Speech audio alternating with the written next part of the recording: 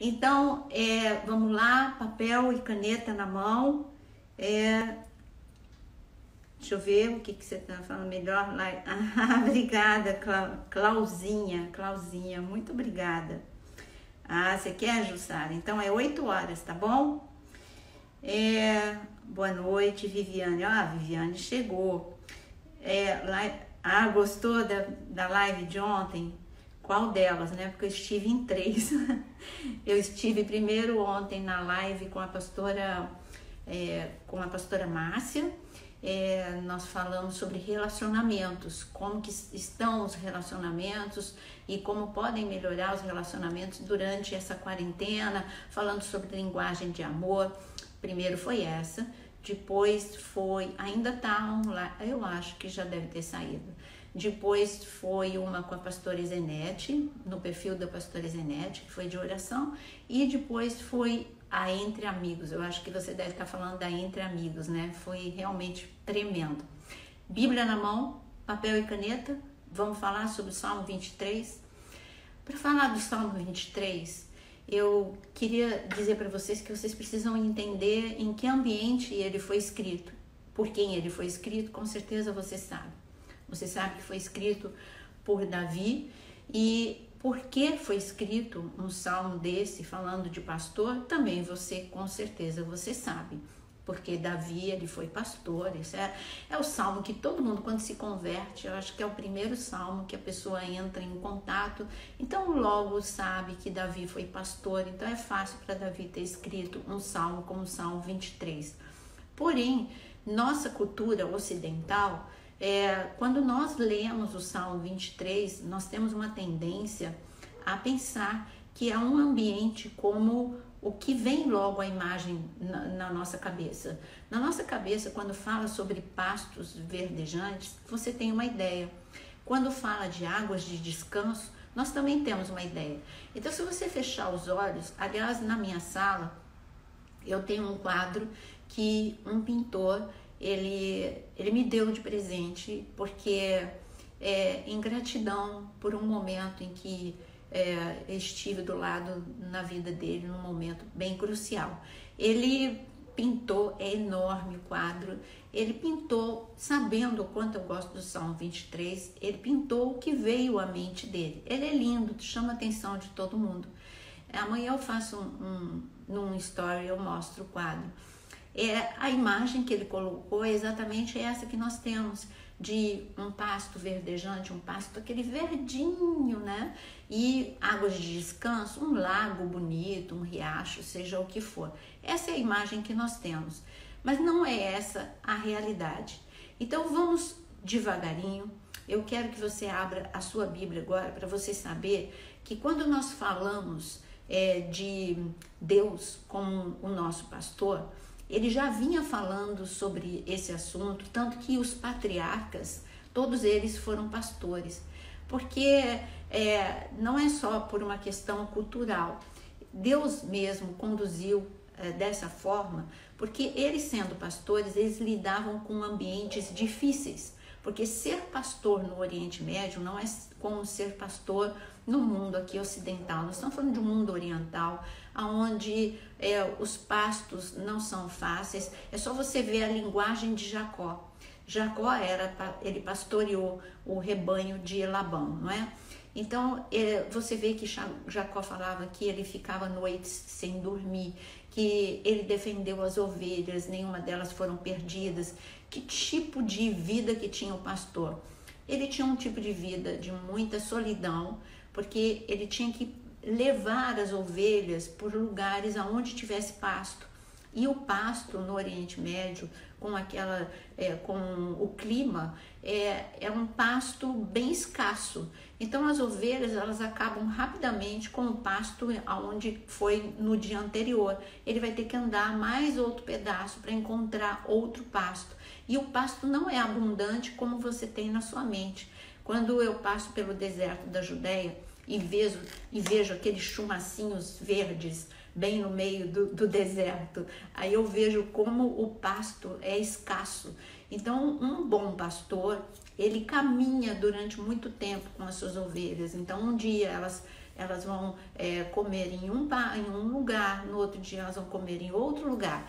Então, se você pegar Jacó, você vai ver como a vida era difícil. Quando você encontra Raquel, você vê, ela também era pastora, algo que a gente não está acostumado, mas Raquel era pastora, e assim foi o encontro dela com Jacó, ela levando o rebanho que ela tomava conta para beber água, e como era difícil. Então, tudo era difícil. Então, quando Deus permitiu que os patriarcas fossem pastores, foi um treinamento para aquilo que eles seriam depois. Porque um pastor, ele era treinado num ambiente de dificuldade. Para você ser líder de qualquer coisa, você precisa aprender a enfrentar a dificuldade. Então, ele também lidava com não só a dificuldade por causa de algo que a gente vai falar bem particular do Salmo 23, as tempestades, que eu vou explicar daqui a pouquinho. Ele também lidava com o que o próprio Davi nos deixa saber sobre as bestas feras, que eram os ursos, Davi que falou, leão. Você vê ali em Marcos capítulo 1, que Jesus, quando ficou nesse mesmo ambiente, no deserto da Judéia, quando ele ficou ali, está escrito também que as bestas, que enquanto ele foi sendo tentado, ele também teve bestas que estiveram do lado dele. Que tipo de besta? Não é só urso, leão, são lobos, são serpentes, são escorpiões, tudo isso está no ambiente, no deserto da Judéia. Então, essas eram as dificuldades que um pastor, ele enfrentava. Eu disse pra gente ir devagar, porque antes de eu ler o Salmo 23, eu quero dar algumas informações para você e gostaria que você anotasse as referências para você. Aí, quando eu falar alguma referência, me ajuda aí, meus alunos. Eu gostaria que você vocês escrevessem aqui nos comentários, porque aí, se alguém perdeu, vai poder acompanhar. Então, eu queria que você abrisse comigo no Salmo 78, nos versículos 19, 52 e 53. Salmo 78, nos versículos, vamos lá. Hoje eu não tô com a minha Bíblia despencada, eu tô com outra, tá? Essa tá novinha, eu fico com uma coisa para mudar de Bíblia que você não tem noção. Salmo 78, nos versículos 19, vamos começar no 19. Salmo 78, 19. E falaram contra Deus e disseram: acaso pode Deus preparar-nos uma mesa no deserto? Isso aqui, esse salmo está falando de quando o povo foi para o deserto, mas aí é outro deserto, não é o deserto da Judéia. Quando eles estiveram primeiro no deserto do Sinai, depois eles foram avançando até entrar no deserto de Israel. Mas o ambiente deserto, eles estavam falando, você está vendo o termo? Porque você vai encontrar esse termo mesa também no Salmo 23. Você encontra também aqui no Salmo 78. Esse termo mesa no deserto é porque todo mundo sabe o quanto ali o povo de Israel sabia o problema de escassez do deserto. Então eles falaram, como é que Deus vai suprir 3 milhões de pessoas? Nós vamos ter mesa no deserto? Você sabia que essa é a pergunta também para esse momento de crise? Pode Deus nos suprir neste momento? É como se você tivesse feito essa pergunta. Pode Deus me suprir nesse momento de crise? E Deus tem a resposta. Sabe o que está escrito como resposta no Salmo 78? Que Deus deu o pão dos anjos para o povo. Que é? Então a gente tem a informação que o maná é o pão dos anjos. Aí você já tem uma informação de que anjo come maná lá no céu, porque a resposta está aqui no próprio Salmo 78, que claro que Deus pode. Deus abre as janelas dos céus. Então, aí você fala, e comigo, como que vai ser? Não tenta entender com a tua mente milagre, porque milagre é milagre. Deus faz cada vez de uma forma. Você só tem que entender uma coisa. Deus prepara uma mesa no meio do deserto. Deus tem provisão no meio do deserto.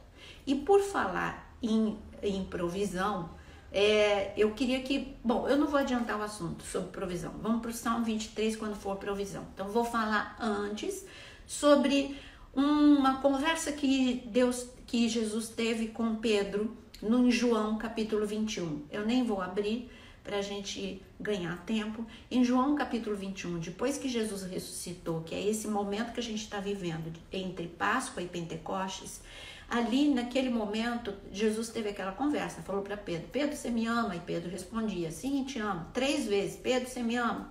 Para cada vez que Pedro respondia que amava, Jesus dava uma ordem para ele. Jesus falava o que ele gostaria que Pedro fizesse. Então ele falou, tá bom, então você me ama? Então pastoreia as minhas ovelhas. Tá bom, você me ama? Então apacenta as minhas ovelhas. São 2 palavras diferentes que têm funções diferentes para a mesma pessoa, que é o pastor. Mas pastorear é cuidar. O cuidar implica em manter as ovelhas durante a noite num lugar seguro, que nós já vamos falar sobre esse lugar seguro, qual é esse lugar seguro. Implica no cuidar, implica em colocar óleo na cabeça das ovelhas. Como assim óleo? Você vai encontrar esse termo também no Salmo 23. Qual é a função do óleo na cabeça da ovelha? 2. Número 1, você não tem noção do calor que é Israel. Eu até deixei de ir para Israel no verão. Eu ia muito. Eu ia em maio, que ainda nem já começou, né? Já começa a esquentar muito em maio. Junho, julho, gente, é muito quente em Israel, você não tem noção. E olha que eu moro no Rio de Janeiro e eu tô falando de muito calor de deserto mesmo, uma sensação térmica acima de 50 graus. Então, eu sofro bastante. E eu tomei uma decisão: eu amo Israel, mas eu posso ir para Israel em outros períodos. Então eu vou na primavera, isso significa que eu vou em março, abril, ou eu vou mais para novembro, dezembro, que aí já começa no início de novembro, né? Ou ainda está no outono, ou no início do inverno, que é dezembro. Então, você não tem noção, as ovelhas elas precisam de refrigério e esse óleo tem essa função, mas ele também tem outra função. O óleo tem a função porque aqueles mosquitinhos, sabe? Quando você vai no Mar Morto, você vê, e é bem ali pelo deserto da Judéia, tem uns mosquitinhos que atormentam também no verão.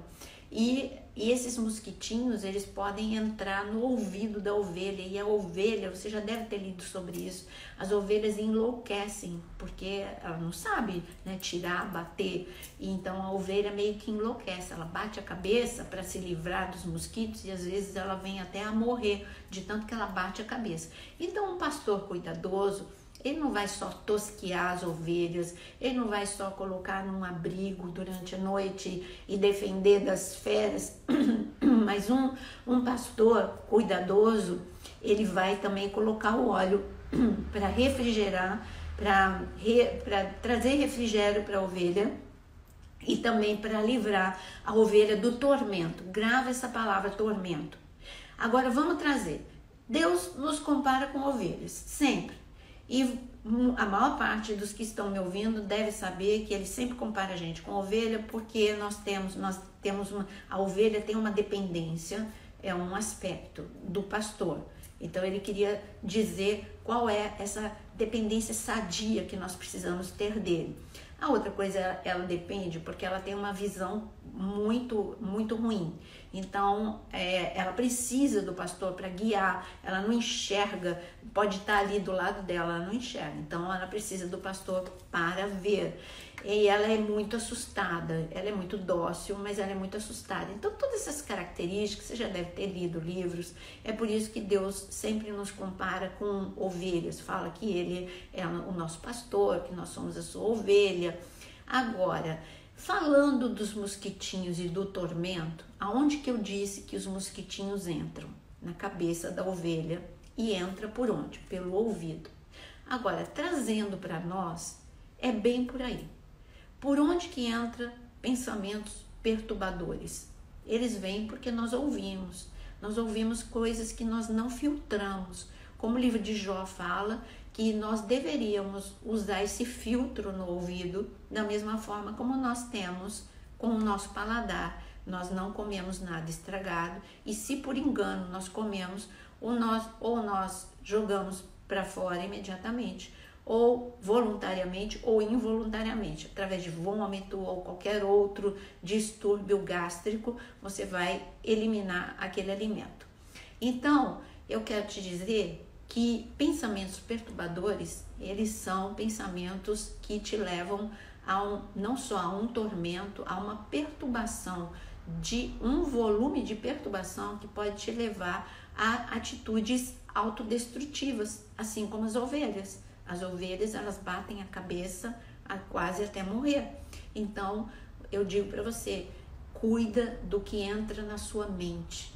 Faz a famosa peneira que eu tenho falado desde que a quarentena se iniciou. A peneira de Filipenses 4, tudo que é bom, tudo que é puro, tudo que é agradável, seja isso que ocupe o teu pensamento. Traga à memória tudo aquilo que te traz esperança. Você tem que ser mais seletivo naquilo que você pensa. Você não pode deixar a sua mente ser invadida dessa forma. Mas ainda falando do ambiente, antes de entrar no Salmo 23, eu quero te dizer que Jesus, em João capítulo 10, ele fala muito sobre ele ser o pastor, sobre ele ser a porta. É em João capítulo 10 que ele diz que ele é a porta das ovelhas. Esse é um termo que passa batido. Você lê, acha bonito, você entende que é ovelha, conhece a voz do seu pastor, você entende o que é o pastor mercenário, o que é o pastor bom, mas meio que passa batido esse termo de Jesus ser a porta das ovelhas. O que ele quis dizer com ele ser a porta das ovelhas? Você saberia me explicar? Bom, nós estamos falando do Salmo 23, o ambiente do Salmo 23 é o deserto da Judéia. Quem dera eu pudesse levar todos vocês comigo na próxima viagem. Então vamos agora pegar um avião, entra agora comigo, você vai pousar em Tel Aviv, vai pegar um ônibus e você vai dormir em algum lugar no deserto da Judéia comigo, pode ser até a Galileia. Eu gosto muito de ir direto para Galileia e deixar Jerusalém por último. Então, vai comigo para Galileia, já pensou? Aí você dorme comigo ali e no dia seguinte eu vou te levar até o deserto da Judéia. Lá no deserto da Judéia, a primeira coisa que eu vou te mostrar é que não é a ideia que nós temos de um deserto arenoso, é um deserto rochoso. É uma paisagem que nós não conhecemos. São rochas. E essas rochas são rochas... vou falar num termo bem para todo mundo entender, sem uma terminologia que vai ficar alguma dúvida. Vou falar rochas suaves, moles, ou seja, elas com a ação do tempo, elas vão formando cavernas pelo vento, pela ação do vento e pela ação da chuva. Nós vamos falar, como assim chuva no deserto? Tem muita. Mas não diretamente no deserto, vem de Jerusalém, já vou explicar. Então, essa ação das águas que descem de Jerusalém, muito impetuosas, elas vão formando nessas rochas cavernas. E aí você vai ver um monte de buraquinho nessas cavernas. É numa dessas cavernas que Davi se escondeu de Saul. E nós vamos ver muitas outras situações em que homens entram nas cavernas. Ele dormia na caverna com os seus soldados, né? Na caverna de Adulão. O que é a caverna de Adulão? São essas cavernas no deserto da Judéia. Então, o bom pastor, aquele que ama o seu rebanho, ele vai levar à noite, quando o sol cai, ele é prudente, ele não vai andar à noite com elas, a luz não vai ser suficiente para guardar todas aquelas ovelhas do perigo, do risco de leão, de urso, de serpente, de escorpião. À noite, todos esses animais, esses predadores, fica mais perigoso. Então, o pastor coloca essas ovelhas, essas cavernas não são pequenas, ele coloca o seu rebanho nessas cavernas. E porque ele é um bom pastor, ele literalmente dorme na porta da ovelha. É meio que assim, se você for tocar em uma dessas ovelhas, você tem que passar por cima do meu cadáver.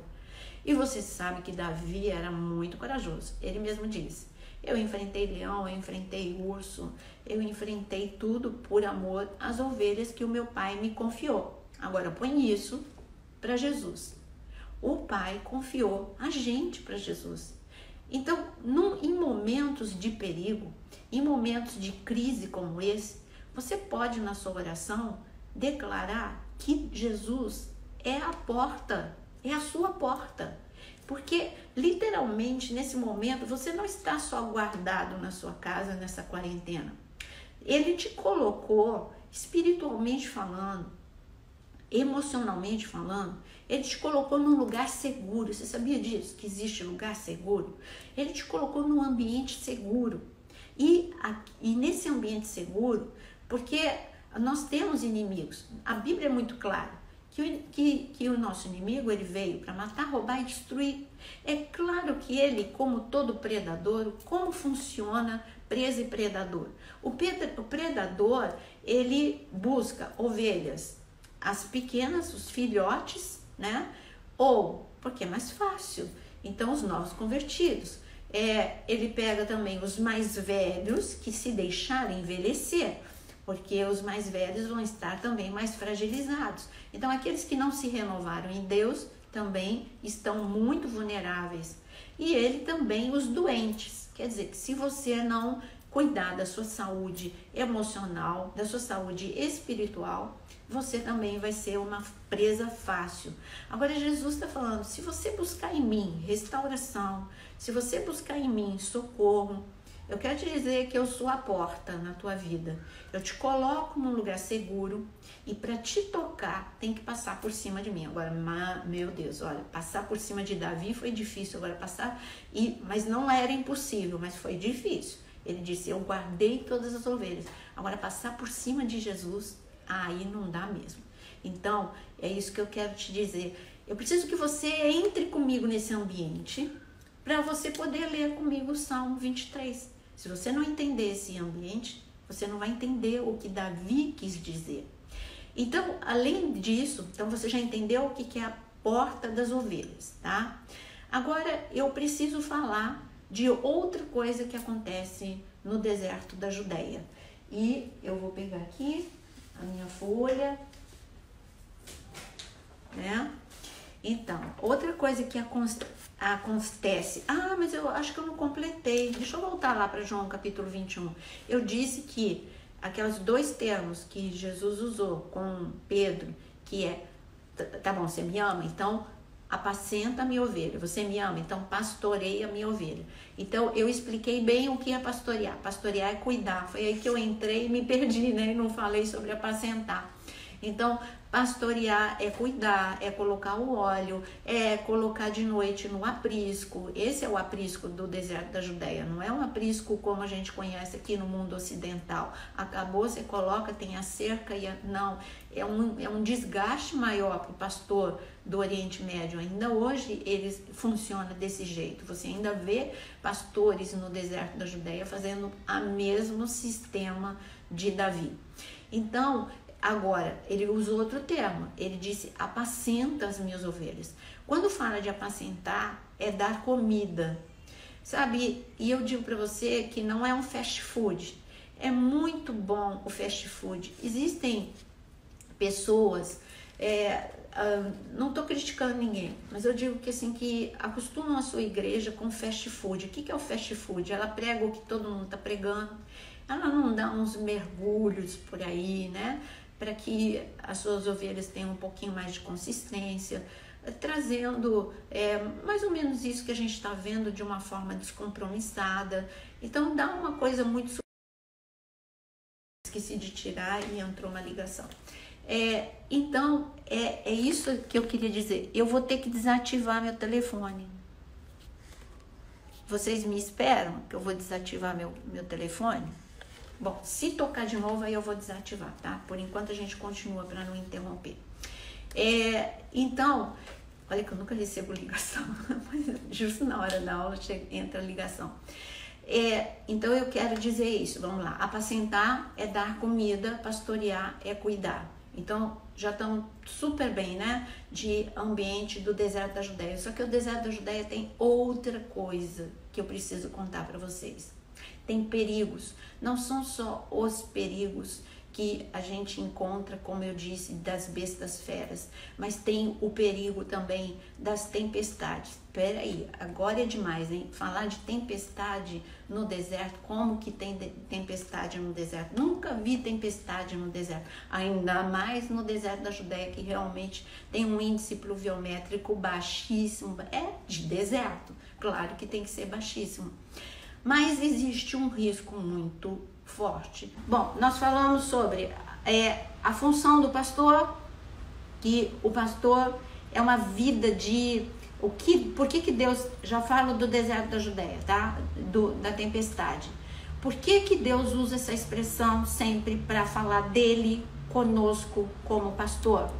Porque era a profissão, assim os patriarcas experimentaram, e outros grandes homens de Deus, José, todos, Abraão, Isaac, todos eles experimentaram essa vida de pastor.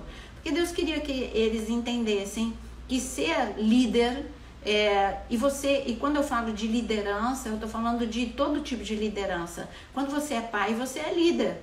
Quando você está na igreja, você não precisa ser só o pastor, tem professor da escola bíblica, qualquer outra função, você é um líder. Ou você está tratando de novos convertidos, você é um líder. Então eu digo para você que o relacionamento, Deus ele reservou esse título para que a gente entendesse a importância, como um pastor se comporta. Um pastor é muito amor envolvido, é muita dedicação. Ele tinha que defender as ovelhas, como você viu comigo, ele tinha que cuidar de detalhes, não só tosquiar para que ela não ficasse com excesso de pelo, que não ficasse com carrapato, etc e tal, mas para ter facilidade para andar, mas precisava do óleo. Ele precisava dormir noites mal dormidas, porque ele dormia na porta, como você viu comigo, e dormir na porta, isso significa que ele, na chuva, a água, não é que ele dormisse na chuva, mas como ele dormia bem à porta, se fosse chuva de vento, ele ia pegar, o frio ia atingi-lo, enfim, implica em trabalho, amor, dedicação, abnegação, altruísmo total, envolvimento. E é isso que Deus espera da gente quando nós assumimos funções dentro da igreja ou quando nós assumimos funções dentro da sociedade. É esse nível de entrega. Mas ele está dizendo, eu sou o seu bom pastor, eu sou isso. Eu sou amor, eu me entreguei por amor a você, eu dei a minha vida por você, eu sou o pastor que eu sou a porta na sua vida, eu cuido de você o tempo todo. Enfim, ele mostra o nível de amor e de envolvimento e de caminhada. Ser pastor significa estar andando, é uma caminhada.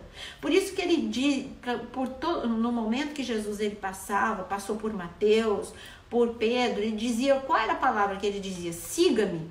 A palavra siga-me significa que eu vou andar, eu tenho que segui-lo porque ele não está parado. É um relacionamento nada estático, o relacionamento pastor-ovelha. Então, eu quero que você saiba que esse relacionamento com Deus, ele é totalmente dinâmico, é uma caminhada com ele. Quando você ora, você está caminhando, cada vez você ora com mais intimidade, cada vez você lê a palavra com mais entendimento, é uma caminhada mesmo, e ele não te deixa, ele não te abandona. Quando a gente fala, eu não esqueci o deserto, quando a gente fala quando a gente fala de pastor, nós também temos uma outra ideia, unidade. Não tem como ovelha viver sem o pastor. Não dá. Não dá. Alguns se dão ao luxo de pensar que dá para viver sem Deus. Como? Se dando ao luxo de esfriar espiritualmente.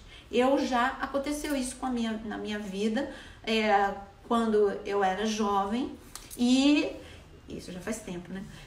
Então, quando eu era jovem, já aconteceu, e eu tive a pretensão de achar que eu podia viver sem ir à igreja. Aí você fala, igreja? Mas, gente, essa é outra ideia errada, porque Jesus, ele ensinou a gente para onde que ele ia todo sábado. Leia os evangelhos. Eu te convido a ler os 4 evangelhos.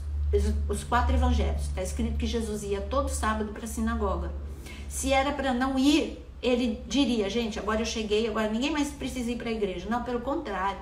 Ele ensinou a igreja primitiva a congregar. Ele deixa para a gente escrito em Hebreus que nós precisamos congregar. Então, essa coisa só agora na quarentena. Mas você precisa estar ligado ao corpo. Você precisa estar... Toda igreja tem defeito, mas você precisa estar em uma igreja. Você precisa participar daquilo que o Senhor fala. Celebre até a minha volta, a ceia. Você precisa estar numa igreja. Aliás, domingo é dia de ceia. Então, amanhã é dia de ceia. Então, você precisa estar conectado a uma igreja. A outra coisa que quando nós lemos o Salmo 23, as ovelhas, elas precisam estar unidas entre elas. Já pensou se tivesse uma rebelião no meio das ovelhas, divisões? E assim ele mostra que nessa quarentena, por mais problemas que você tenha com a sua família, você precisa neste momento, sabe, praticar amor, unidade, senão vai ficar insuportável viver. Mas eu estou falando agora em tempo fora de quarentena, eu digo para você que nós precisamos continuar em unidade. É a oração de João capítulo 17, para que todos sejam um e assim o mundo veria a glória de Deus. Por quê? Porque não é fácil viver em unidade, não é fácil. Nós temos, eu gosto de Paulo porque ele é bem realista. Ele fala que a gente tem que suportar uns aos outros. Ele fala que é para não morder e não devorar uns aos outros. Gálatas 5 fala isso. Ele fala também que nós temos que levar as cargas uns dos outros. Ou seja, Paulo mostra bem, o Espírito Santo, através da vida de Paulo, mostra bem como é difícil, não é fácil, é a arte de conviver, é a arte de andar em unidade, mas nós precisamos praticar. Então o Salmo 23 também mostra isso. Agora vamos para o deserto da Judéia. Vamos lá, você chegou comigo, você dormiu na Galileia, você acordou e eu te levei para o deserto da Judéia. Lá no deserto da Judéia você viu comigo as cavernas, você entendeu já o que é a porta da ovelha. Mas agora eu vou ensinar para vocês que lá no deserto da Judéia são penhascos com abismos, são os famosos vades que tem ali. Então, Jerusalém fica a 800 metros acima do nível do mar. Por isso que Jerusalém à noite esfria, é alto, por isso que fala, vamos subir para Jerusalém. Aí você está entendendo muitas coisas, né? Agora, quando chove, eu estou falando de deserto da Judéia. Deserto da Judéia é caminho do Mar Morto. Quando eu falo de Mar Morto, eu falo de menos 300 metros abaixo do nível do mar. Eu estou falando do lugar mais baixo da terra, é o Mar Morto. Eu tenho um percurso de Jerusalém até o Mar Morto curto, relativamente curto, 150 quilômetros, 170 quilômetros mais ou menos.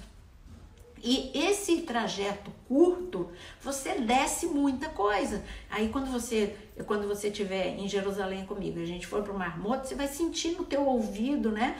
Não é nada muito drástico, mas você sente, né? A pessoa que tem o ouvido mais sensível sente um pouquinho aquela pressão. Você desce muita coisa. Agora, quando deserto, deserto tem um índice pluviométrico muito baixo. Mas nós estamos falando de enxurradas.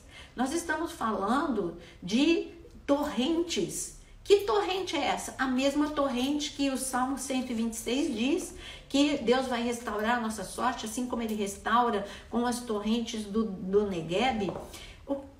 Essas torrentes do Negueb é justamente o que é tremendamente destrutivo se você não prestar atenção. Hoje tem uma tecnologia, não no tempo de Davi. Se começa a chover ou tem chuvas repentinas que nem dá tempo de avisar, mas existe uma tecnologia de contato, de informação, e rapidamente no deserto da Judéia, em lugares onde os turistas andam, como o oásis em Guede, onde Davi ele se escondeu de Saul, ali recebe logo a comunicação, fecha o parque, todo mundo sai e todo mundo sai. Por quê? Porque as águas descem de Jerusalém com uma velocidade e com uma intensidade, porque nós estamos falando, lembra que eu disse, é um deserto rochoso e não absorve, as águas não são absorvidas pela terra.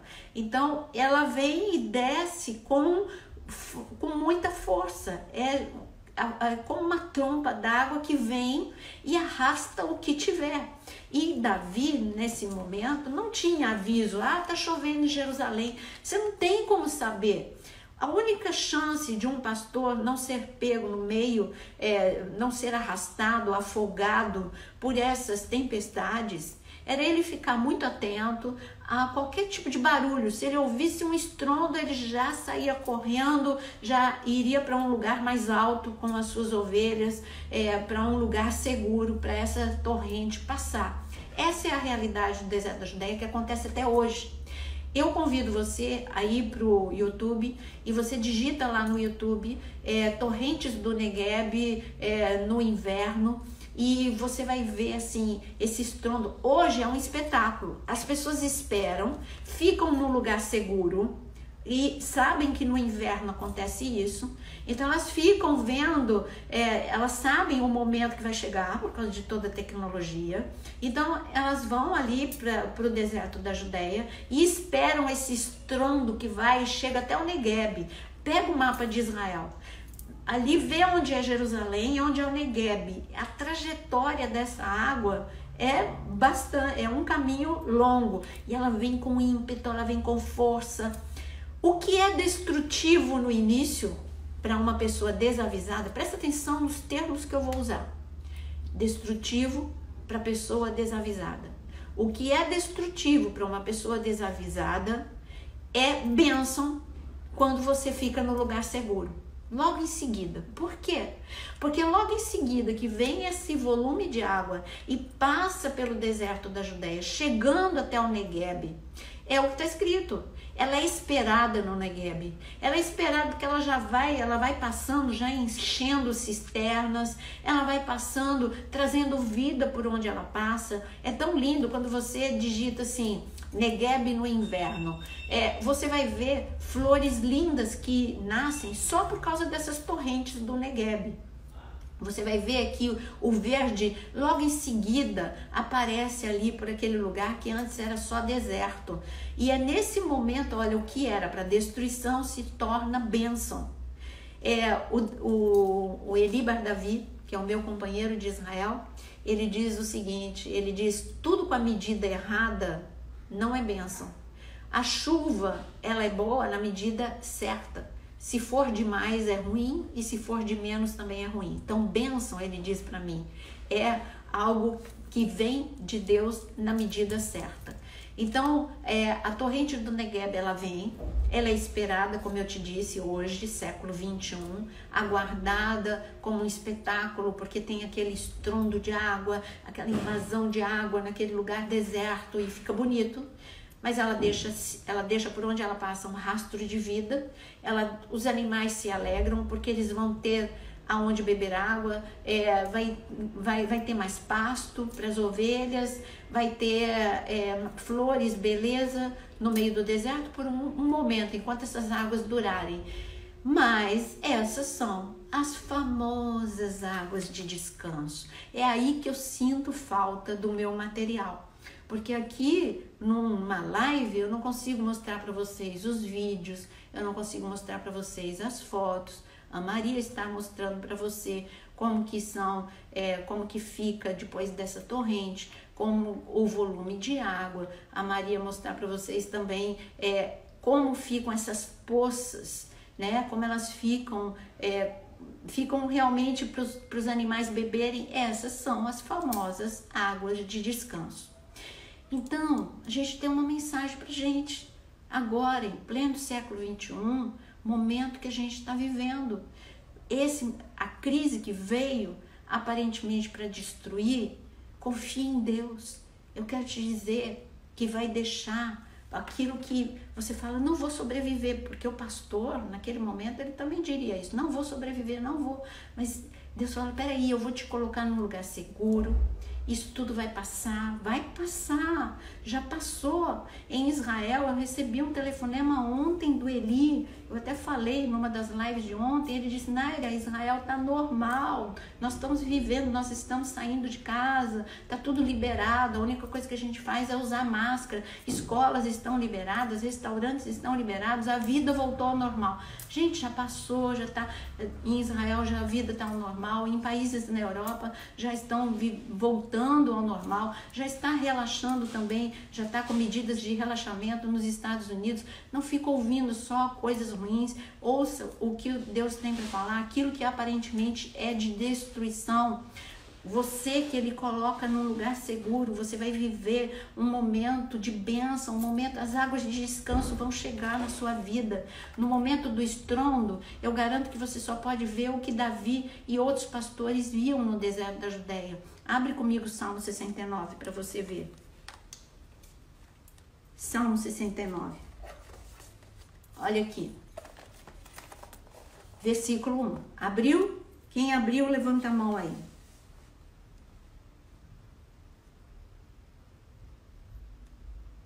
Suíça, Sandra? Vai ser assim semana que vem? Olha aí, boa notícia da Suíça, tá vendo? Bati o olho aqui na Suíça. Vamos lá. Salmo 69. Quem abriu? Ah, Mafra abriu, Giliane abriu, Viviane. Ah, que bom. Bastante gente já abriu. Então vamos ler. Olha quem é que está escrevendo o Salmo 69? O próprio, o pastor, Davi. E aí ele diz o seguinte: livra-me, ó Deus, pois as águas entraram até a minha alma. Atolei-me em profundo lamaçal, onde não se pode estar em pé. Entrei na profundeza das águas, onde a corrente me leva. Estou cansado de clamar. A minha garganta se secou, os meus olhos desfalecem, esperando o meu Deus. Esses 3 primeiros versículos, Davi está descrevendo uma cena. É claro que ele, como compositor, como um salmista, ele coloca poesia em coisas que fazem parte do seu dia a dia. E fazia parte do dia a dia de Davi, porque um pastor, eu não sei se a live foi cortada no momento em que eu disse que um pastor, principalmente ali em Belém, onde eles tinham que ter um acordo entre os agricultores e os agricultores ficavam em Belém, os pastores pastoreavam no deserto da Judéia, o que implicava em mais sacrifício para os pastores. Mas era um acordo que beneficiava ambos como moradores de Belém, porque as ovelhas iriam destruir toda a plantação, né, toda a agricultura dos agricultores. Então era um acordo de cavaleiros. Agora, para o pastor, isso implicava, principalmente no verão, onde os pastos são muito escassos, e quando eu falo de verão, Israel fica 8 meses sem chover. Eu estou falando de um verão estendido, eu não estou falando de um verão de 3 meses, eu estou falando que entra em outra estação o calor de Israel. É por isso que eu decidi não mais viajar no verão para Israel. E então são 8 meses sem chuva, isso traz sinais em todo o ambiente. Então um pastor, ele vai se distanciando cada vez mais de Belém para procurar pastos. Isso significa que ele fica 3 meses fora da sua casa por amor às ovelhas. E Jesus ficou 33 anos longe do céu por amor a nós. Ele é o bom pastor. Por isso que ele disse, eu sou um bom pastor. Eu deixei o meu ambiente de conforto. Eu deixei o céu perfeito para andar com as minhas ovelhas. Ele veio para andar com você e ele ainda anda com você. Mas pensa nesse nível de amor. É esse nível de amor que Davi, mas Davi, o que são 3 meses comparado com 33 anos para andar com as suas ovelhas, para nos suprir de tudo aquilo que nós precisávamos? Que amor é esse, não é? Eu amo dizer, Senhor, que amor é esse que o Senhor tem por nós? Como que alguém pode se dizer, ninguém me ama? Só o amor de Deus já é suficiente, não é? Então, quando a gente ele como um poeta, ele usou esses 3 versículos do Salmo 69 para descrever uma cena. Aí a gente não sabe se algum dia ele viveu e foi apanhado por essas muitas águas e viveu essa situação. Os estudiosos, eles não chegam a uma conclusão se ele realmente viveu essa situação de ter sido arrastado pelas águas, de ter quase afogado, de ter corrido risco de vida, ou se ele está descrevendo o que qualquer pastor, ou ele viu algum pastor vivendo isso, ou ele sabia que todos eles estavam passíveis de viver isso, e ele colocou poesia. Então, não importa se ele viveu ou se ele colocou poesia, ele está descrevendo o que um pastor poderia viver no deserto da Judéia. É algo de extremo perigo. E eu digo que essas tempestades fazem parte da vida. Não tem vida sem tempestade. Mas você tem uma palavra em Naum 1, versículo 3, que Deus tem um caminho no meio da tempestade. Agora, ele diz, eu sou o caminho, porque é ele que aponta o caminho para nós. Ele é o bom pastor.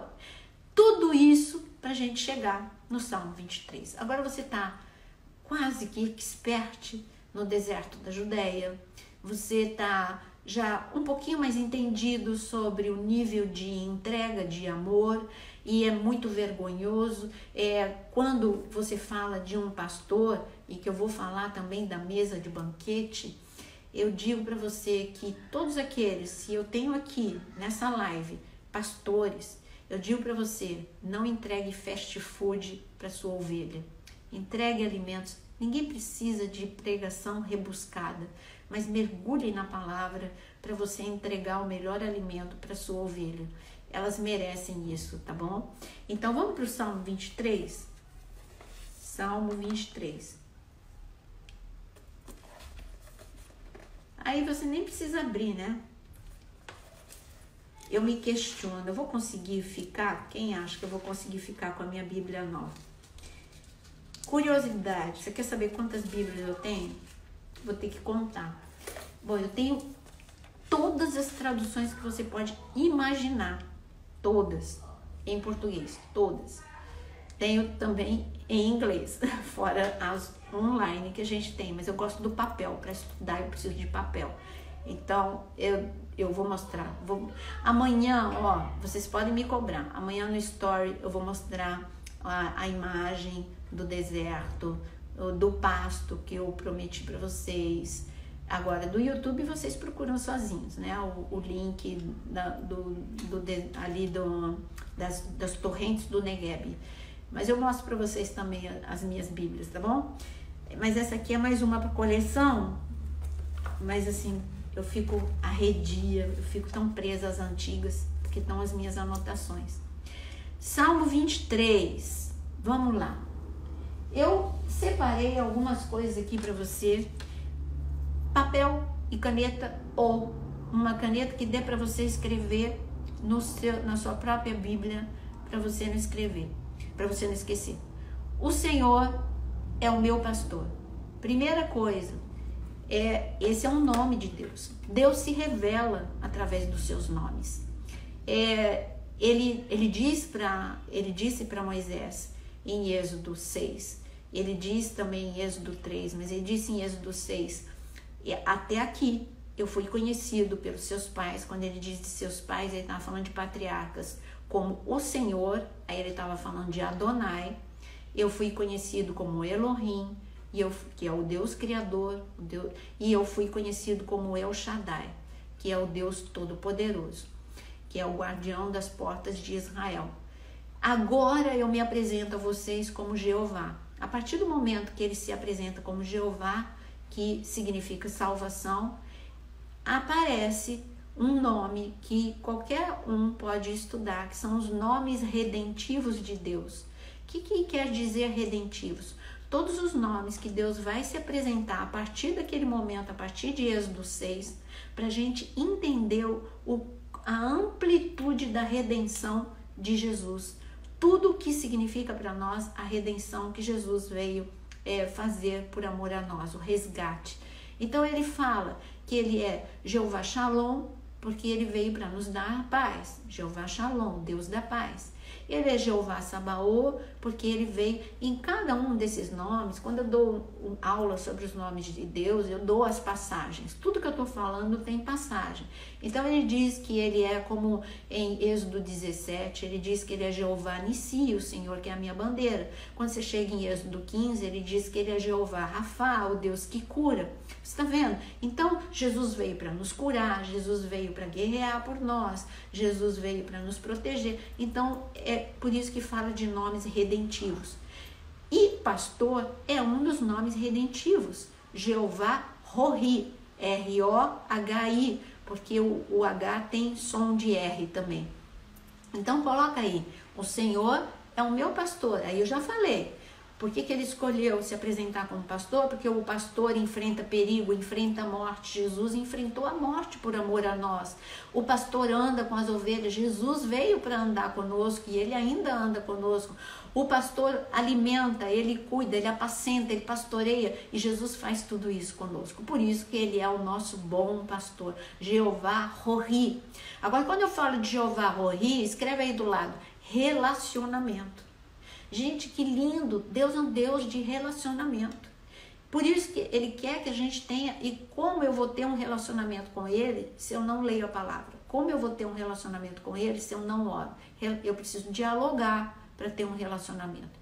Então, Jeová Rohi é o Deus que quer um relacionamento com as suas ovelhas. Aliás, as ovelhas, ela ouve a voz do pastor. Ele fala, ele quer que você ouça, mas ele quer que você fale com ele também. É um relacionamento lindo que nós temos. Então, o Senhor é o meu pastor, fala de relacionamento. E nada me faltará. Agora, onde nada me faltará, abre um parênteses e coloca aí. Deus está falando de provisão.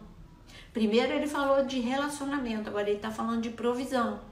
E na provisão, ele se apresenta com outro nome, Jeová Jireh. Sabe aonde que está esse nome? Em Gênesis capítulo 22, quando Abraão subiu para oferecer o seu filho, porque Deus tinha dito que era para sacrificar Isaac, e não foi necessário, porque Deus falou que ele tinha e Abraão viu que Deus proveu um cordeiro. Ali naquele momento, quando Abraão levanta um altar a Deus, ele fala que ele é Jeová Jireh, o Deus da provisão, o Deus que provê. Então, o Senhor é o meu pastor, ele é Jeová Rohi, ele é relacionamento, ele é cuidado. E nada me faltará, porque ele é Jeová Jireh. Agora, no versículo 2 ele diz, ele me faz repousar em pastos verdejantes.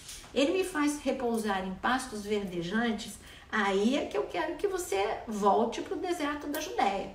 Isso implica em muito sacrifício da parte do pastor. Davi tinha que andar muito para chegar a um lugar que tivesse chumaços, que eu vou mostrar a foto amanhã, chumaços de pasto suficiente para aquele grupo de ovelhas. O pastor tinha que se distanciar, um pastor tinha que respeitar o espaço do outro, e por isso eles tinham que andar longas distâncias para encontrar essa pouca provisão que era literalmente diária. Elas comiam e já tinha que ir para outro lugar. O pastor tinha que levar as ovelhas para outro lugar.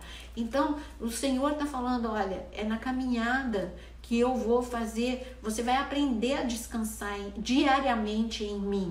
Essa é a ideia do Salmo 23, então ele está falando, eu me sacrifico, eu me sacrifiquei por você, agora eu te dou alimento diário, mas você tem que ter comunicação comigo diariamente. O maná no deserto também era diariamente. O maná de ontem já está velho para hoje, tá bom? Refrigera-me, antes, ele me faz repousar em pastos verdejantes, leva-me para junto das águas de descanso. Eu estou falando de esse tipo de descanso, é um descanso não só fisicamente, aliás, existe um código de ética no deserto, como essas são águas paradas. Um pastor que está andando e encontra essas águas de descanso, ele não vai, por mais que ele sinta vontade, porque você sabe que quando eu levo os grupos lá para En-Gedi e tá muito calor, mesmo eu não indo no verão, tem momentos em que tá bastante calor, porque se trata do deserto da Judéia. A primeira coisa que as pessoas querem, porque é um oásis, mas nesse oásis tem fonte de água, não é água parada. Então, por isso, pode fazer o que as pessoas fazem. E eu deixo as pessoas fazerem. Todo mundo quer fazer, chega lá no deserto, lá em En-Gedi, logo tira o sapato, quer molhar, quer até entrar na água. E pode entrar. É um refrigério. Aí eu falo, gente, pensem como foi maravilhoso quando Davi esteve aqui nesse oásis com os seus amigos da caverna de Adulão, não é? Mas ali é um oásis, tem fonte de água. Mas essas águas de descanso, que são resultado dessas tempestades, elas são águas paradas. Então, você tem que respeitar o outro grupo de pastor que vai chegar depois de você. Então, você deixa seus animais beberem. Se você quiser beber também, você bebe. Mas você é um código que tem entre eles. Não coloca o seu pezinho sujo nessas águas, porque tem pastor que vai chegar depois, não é? Então, ali eles não são egoístas, eles sabem que quem chega depois precisa da água, assim como eles precisam. Agora, aqui está falando, existe um descanso do físico. Esse descanso é só você chegar à hora de dormir, você dormir o número de horas suficiente e você vai descansar o seu físico. Mas existe um nível de cansaço que nem você dormindo 10 horas seguidas, você vai acordar cansado e exausto, porque a tua alma está exausta, você está angustiado, você está aflito. Então a promessa do Senhor é, se você está vivendo um deserto, se você está vivendo uma crise, eu sou o teu descanso, eu te levo para a água de descanso. Ele está falando aqui de um descanso da alma, um descanso também na fé espiritual. Ele quer te ensinar a andar cada dia em um nível mais profundo de fé. Então é um descanso espiritual e um descanso emocional. Então aqui quando ele fala de leva-me para junto das águas de descanso, ele está falando de Jeová Shalom, o Deus que é a minha paz. Ele se revelou como Jeová Shalom para Gideão em Juízes capítulo 6, quando Gideão estava muito aflito, muito angustiado. E o Senhor falou com ele. E ali ele se revelou que ele era Jeová Shalom. Tá bom? Então você coloca aí do lado que o Senhor, põe aí refrigério, leva-me para junto das águas de descanso, põe entre parênteses refrigério, Jeová Shalom. E depois ele diz ainda, refrigera a minha alma. Esse nível de refrigério é de cura, não é só de descanso. O primeiro nível veio como descanso, agora Deus está falando, olha, eu quero te curar. Será que ele curou Davi? Gente, não tem pessoa mais bem resolvida do que Davi. Você já reparou nisso? Os irmãos falavam que desprezavam ele e ele tinha firme quem ele era. Deus me chamou. Eu não sou o que meus irmãos estão falando. Eu sou o que Deus fala sobre mim. Eu não sou o que Deus... Ele não sonhava em ser rei, mas ele sabia que Deus tinha um grande plano para a vida dele. Então, o que os irmãos falavam, ele não absorvia. O desprezo do pai dele, ele também não absorveu. Você vê que aí Golias fala, o que você veio aqui? Você olha o seu tamanho, olha o meu, mais ou menos isso, a conversa, contextualizando a conversa de Golias. Ele não se importou também. Eu não estou me importando com o que você pensa de mim. Eu sei o que Deus pensa a meu respeito. E sabe de uma coisa? Eu sou bom em funda. Então eu vou pegar essas pedras e eu vou atirar.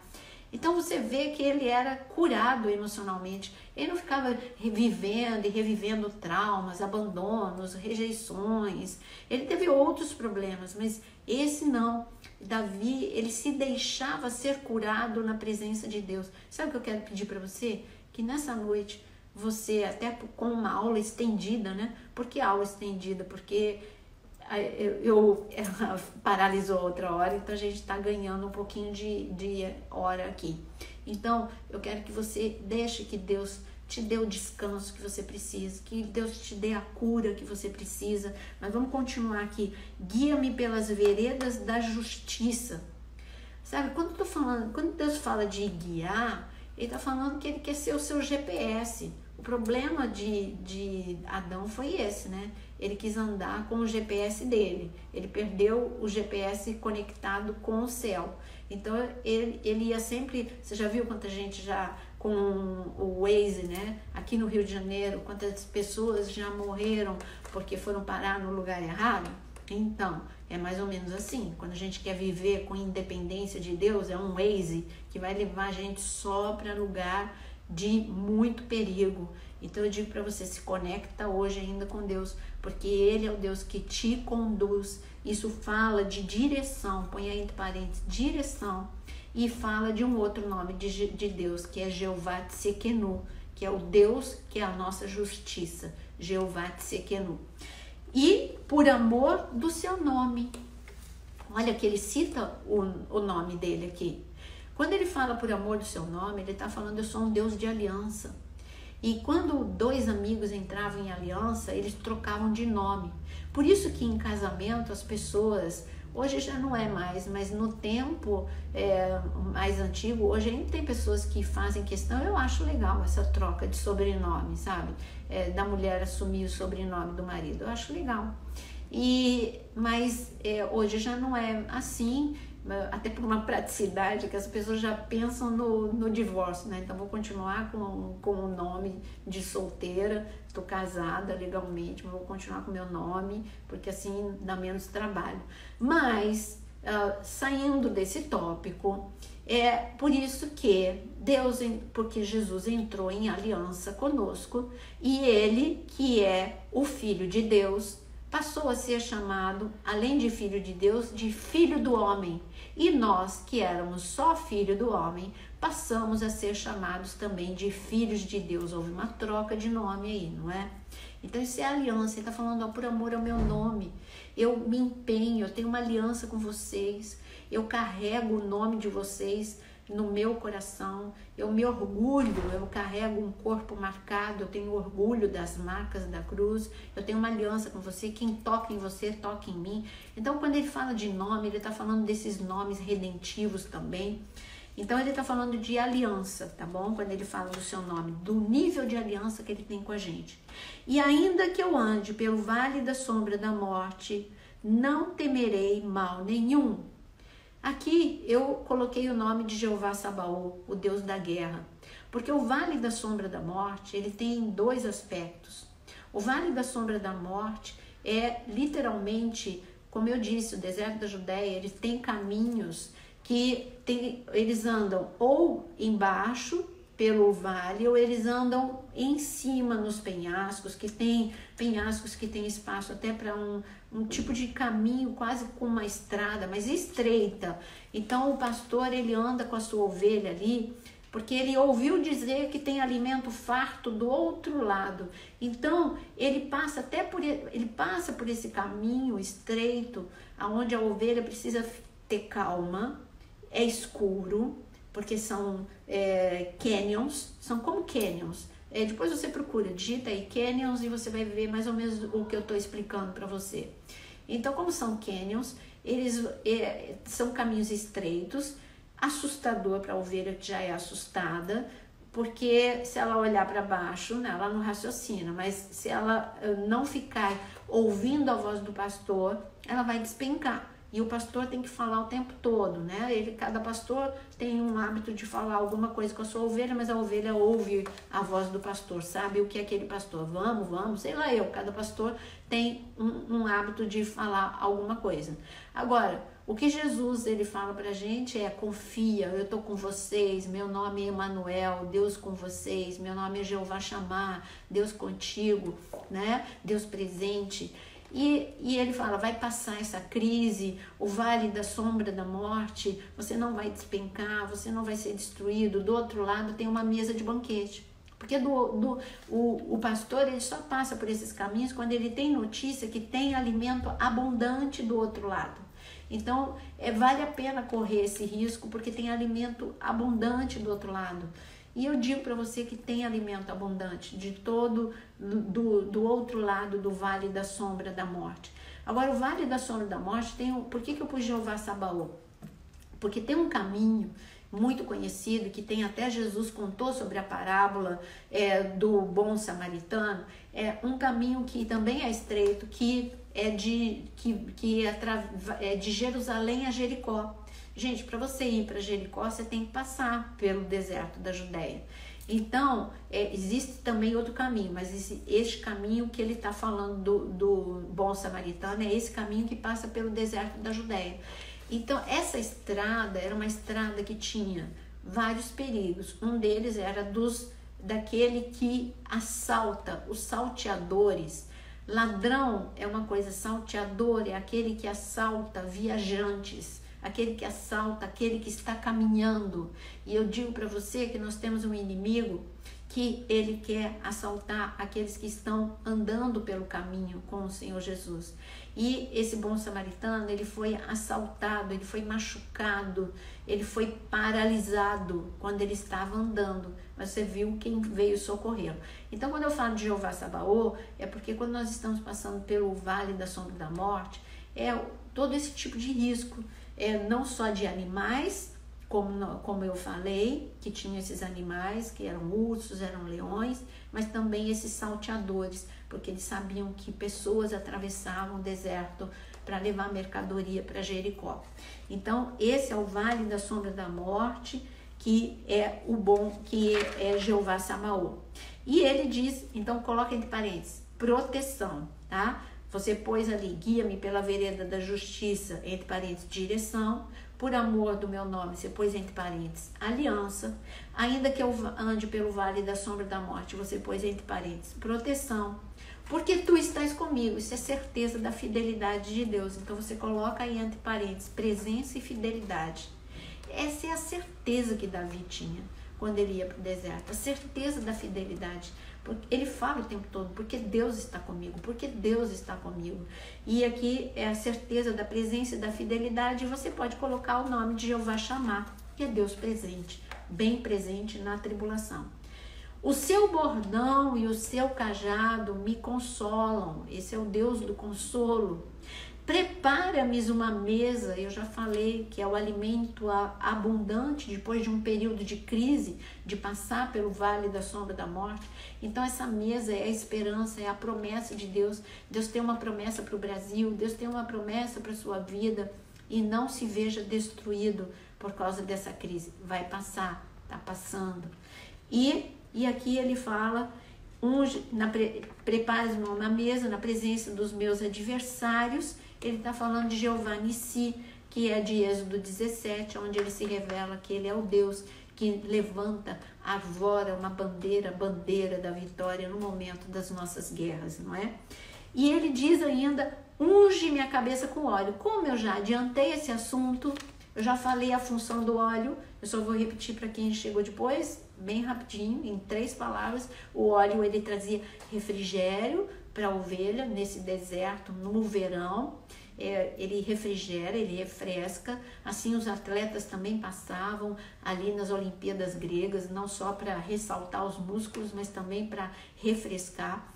Ele tem essa função. E também passava no ouvido das ovelhas e na cabeça toda, melava mesmo a cabeça da ovelha para aqueles mosquitinhos não entrarem no ouvido e elas não morrerem por causa daquela perturbação, daquele barulho na cabeça delas e elas baterem a cabeça. E eu digo para você que neste momento que o óleo de Deus possa descer sobre a tua cabeça e que todo pensamento de perturbação você possa rejeitar, você possa substituir por pensamentos de esperança, de fé e de alegria em nome de Jesus, tá bom? E ele diz aqui, o meu cálice transborda, que fala da abundância, a superabundância de Deus, da justiça de Deus, todos os dias da minha vida. E todos os dias da minha vida, eu quero que você coloque aí entre parênteses a palavra bênção. Sobre a palavra bênção, eu quero dizer 2 palavrinhas para você. A bênção de Deus sobre nós é algo muito real. A palavra bênção em hebraico, que vem da raiz barar, ela significa ajoelhar. É a ideia, quando você pode perguntar para qualquer estudioso de hebraico e você vai ver que todos eles concordam com isso. Essa palavra bênção que na raiz tem também ajoelhar, na mente de qualquer pessoa que fala hebraico já vem a ideia do camelo que se ajoelha para ser carregado de mercadorias. Essa é a palavra ousada. E eu digo para você que a bênção de Deus é assim. Quando nós nos submetemos na presença de Deus, Ele nos carrega com as suas bênçãos. E bênção não é só coisa material, são coisas espirituais, bênçãos são valores que nós não consideramos como importantes, mas é o que é mais importante. Eu costumo dizer que o que é importante na tua vida você não compra com dinheiro. Você pode passar sem muita coisa que você compra com dinheiro, mas sem paz, sem amor, sem felicidade e sem a presença de Deus não dá para viver. E é isso que a bênção de Deus está aí. É Ele que nos dá uma alegria que ninguém pode nos dar, Ele nos dá a paz que ninguém pode nos dar, Ele nos dá a segurança da sua presença, que é insubstituível. Nada desse mundo é mais importante do que a presença de Deus. Então, quando eu falo que o meu cálice transborda, bondade e misericórdia certamente me seguirão todos os dias da minha vida, é a bênção de Deus que vem e que te alcança. E habitarei na casa do Senhor para todo sempre, que fala de segurança, porque a casa de Deus, e eu repito, olha, agora em quarentena a gente está aprendendo a ter a igreja em casa, mas, gente, não foi isso que Jesus ensinou. Isso é um momento, é um período que a gente precisa obedecer.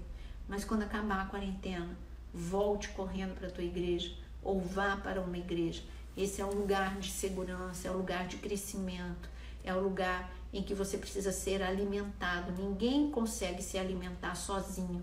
É o local onde você vai também parar de ser egoísta, cuidar daqueles que chegam. É o local onde você vai celebrar o que é uma ordenança de Jesus, a ceia. E amanhã é dia de ceia. Então, tudo bem, você não pode ir, mas você pode cear em casa. Mas acabando a quarentena, o lugar para você cear é na sua igreja. Tá bom? Então, eu espero que você tenha aprendido Salmo 23. Eu preciso sair, né? Eu preciso sair só por um motivo, é porque eu vou entrar numa live agora, 8 horas, com o pastor Beethoven e a pastora Gláucia, que é do Ministério Children and Nations. Se você não consegue digitar aí, se ele estiver por aí, pastor, se você estiver aí, digita aí o teu perfil, mas se você não conseguir pegar o perfil dele, então você entra no meu, vai aparecer. Mesmo que eu esteja em outro perfil, quando eu entro na live com alguma pessoa, aparece no meu. Então você logo vai ver piscando, aquela onde está a minha foto, aquele círculo vai ficar piscando às 8 horas. Aí você entra no meu, que você vai cair no perfil do pastor Beethoven, tá bom? Então, leia com calma o Salmo 23, ora o Salmo 23, aproveita tudo que a gente aprendeu de forma despretensiosa. Claro que sempre tem mais coisa para falar, mas esse é um nível de informação necessária para esse momento e que dá para você absorver nesse momento. Em outros momentos a gente vai trazer mais informações. Vou dar uma super aula também na segunda-feira, é outro assunto, depois eu anuncio para vocês.